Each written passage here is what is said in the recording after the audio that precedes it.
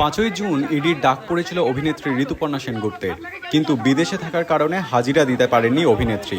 অবশেষে বুধবার রেশন দুর্নীতি মামলায় সিজিও কমপ্লেক্সে ইডি আধিকারিকদের মুখোমুখি হন ঋতুপর্ণা সেনগুপ্ত। এক কথায় রেশন দুর্নীতি বিতর্কে জেরবার নায়িকা। ইডি সূত্রে ব্যাংকে লেনদেনের তথ্যের উপর ভর করেই জিজ্ঞাসাবাদের জন্য অভিনেত্রীকে ডাকা হয়েছে। এদিন বেলা 1টা নাগাদ সিজিওর সামনে এসে হাজির হন টলিউডের এই প্রথম সারির নায়িকা। আইনজীবীকে সঙ্গে নিয়েই পৌঁছেছিলেন তিনি।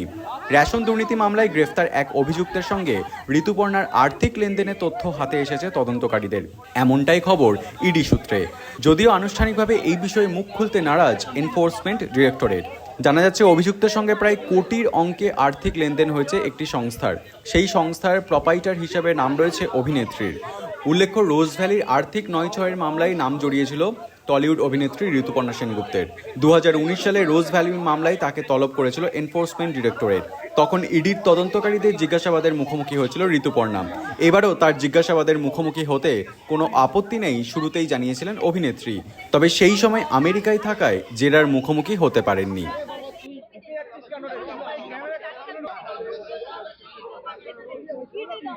আপনাকে কেন ডাকা হলো? আপনাকে কেন ডাকা হলো? আপনাকে কেন ডাকা হলো বলবেন? কেন ডাকা হয়েছে? আপনাকে কোন কেসে ডাকা হয়েছে? আপনাকে কোন কেসে ডাকা হয়েছে? এসে বলেন। ডাকা হয়েছে। এসে বলেন। ভাই রুকো। हम लोग मत जाओ अभी।